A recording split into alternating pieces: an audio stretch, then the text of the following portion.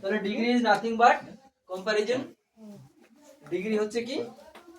তুলনা। কখনো একজনের সঙ্গে একজনের, কখনো একজনের সঙ্গে অনেকের। যখন একজনের সঙ্গে একজনের তুলনা, তখন ডিগ্রি চেঞ্জের নিয়ম এক প্রকার হয়। আবার যখন একজনের সঙ্গে অনেকের তুলনা হয়, তখন একটু ভিন্ন ধরনের হয়। আর ডিগ্রিটা ক প্রকার এটা বলিনি। ডিগ্রিটা ক প্রকার? ডিগ্রিটা there are 3 kinds of degree. ডিগ্রিটা 3 প্রকার। আগে সেটা জেনে নিই, ডিগ্রি ক প্রকার। ডিগ্রি কি? আচ্ছা, ডিগ্রিটা কোন কোন ওয়ার্ডের হয়? ডিগ্রিটা হয় অ্যাডজেক্টিভ আর অ্যাডভার্ব। অ্যাডজেক্টিভ আর অ্যাডভার্বের ডিগ্রি হয়, আর অন্যান্য কোনো পদের ডিগ্রি হয় না। এইবারে ডিগ্রি ক প্রকার বললাম? ডিগ্রিটা হচ্ছে 3 প্রকার। প্রথমে কি? Positive, POSITIVE, positive degree. দ্বিতীয় কম্পারেটিভ,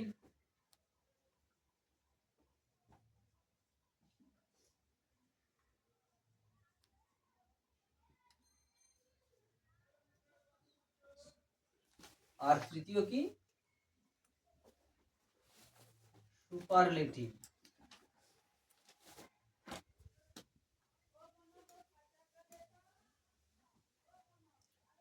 ওকে, এই যে 3টে ডিগ্রি আছে, তাহলে ডিগ্রি চেঞ্জ কি?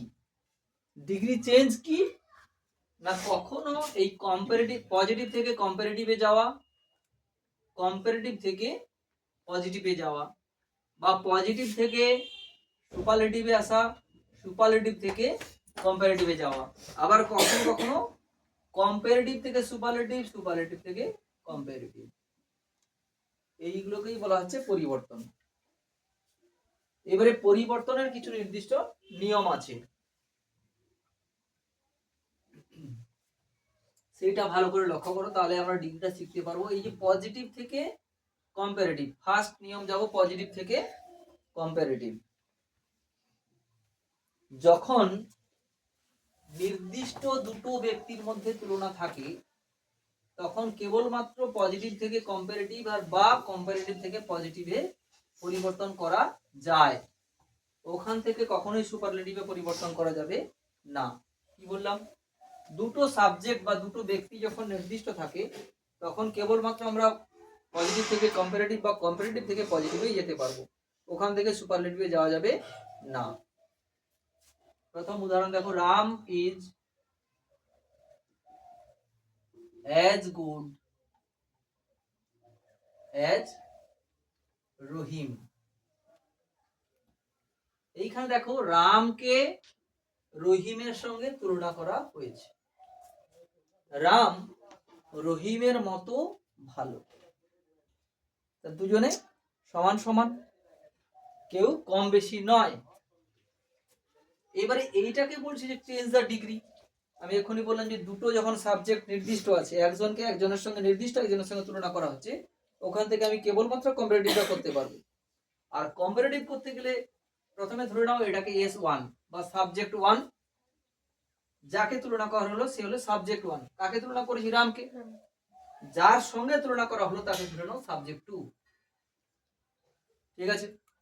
যেভাবে ভয়েস চেঞ্জে করি, যখন আমি পজিটিভ থেকে কম্পারেটিভে যাব, এদের এই সাবজেক্টটা আদান প্রদান করবে, সাবজেক্ট চেঞ্জ হয়ে যাবে, মানে S2টা আগে চলে আসবে।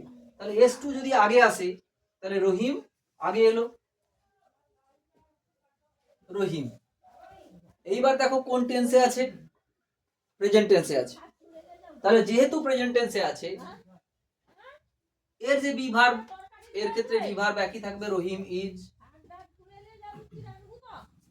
ঠিক আছে?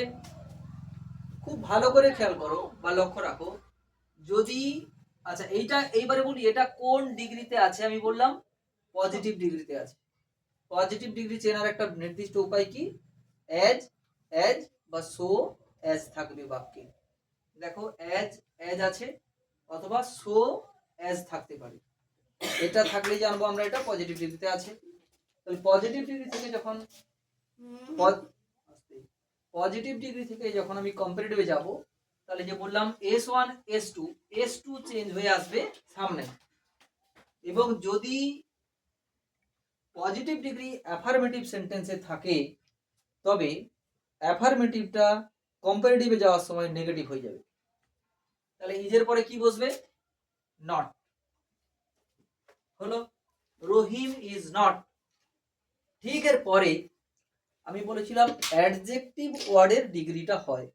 তাহলে এখানে অ্যাডজেক্টিভ কি আছে? গুড। এবার ডিগ্রি ফর্মগুলো একটু আমাদের জানতে হবে। গুডের কম্পারেটিভ ফর্ম কি? বেটার। গুড, বেটার, আর সুপারলেটিভ ফর্ম হলো বেস্ট। তাহলে রহিম ইজ নট বেটার, ঠিক এর পরেই একটা ওয়ার্ড আসবে দেন, THAN। খুব লক্ষ্য করবে THEN বেশিরভাগ লিখে দেয়, THAN। তাহলে রহিম ইজ নট বেটার দেন, এরপরে S1 যাবে ওখানে, রাম। ওকে, এইটা হলো পজিটিভ থেকে কম্পারেটিভে যাওয়ার নিয়ম। ঠিক আছে, তাহলে আমি আরেকটা যদি উদাহরণ দিই, দেখো শ্যামা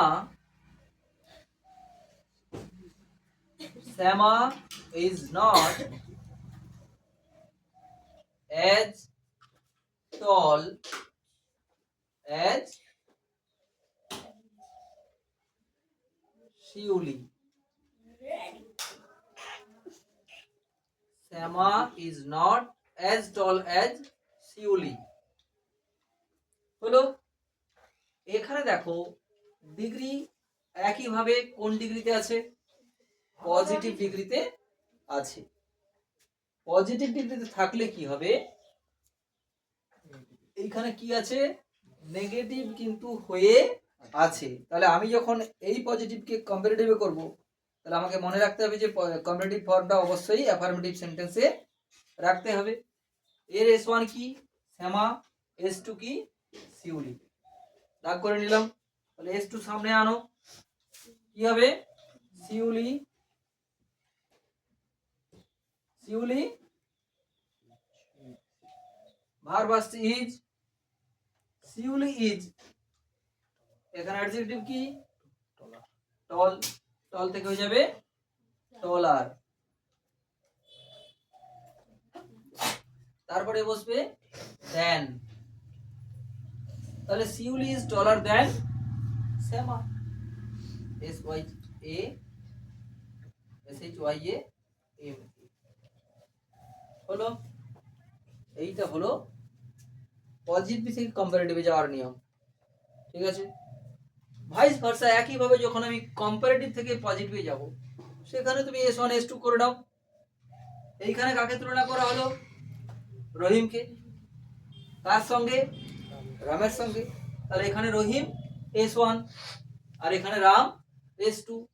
ঘুরিয়ে দাও, S1 কে সামনে নিয়ে যাও, S2 কে সামনে নিয়ে যাও। এই S2 যখন সামনে যাবে, S1 হয়ে যাবে ও রাম। তারপরে এটা নট আছে ইজ, তারপরে ইজের পরেই অ্যাজ আসবে, আর ডিগ্রি ওয়ার্ডের প্রথম ফর্ম বসবে, বা নরমাল যে ডিগ্রিটা বেস ফর্ম যেটা অ্যাডজেক্টিভের সেটা বসবে। গুড, তারপরে আসবে অ্যাজ, তারপরে S2 চলে গেল, S1 চলে গেল দ্বিতীয় ধারে। একইভাবে বোঝা গেল? এটা গেল কি কম্পারেটিভ থেকে পজিটিভ বা পজিটিভ থেকে কম্পারেটিভ যাওয়ার নিয়ম। কখন? যখন দুটো সাবজেক্ট নির্দিষ্ট আছে। ঠিক আছে, এইবারে যখন নির্দিষ্ট দুটো সাবজেক্ট নেই, একজন নির্দিষ্ট আর অন্যজন বা অন্যরা অনির্দিষ্ট, মানে তাদের সংখ্যাটা নির্দিষ্ট নয়, তখন দেখো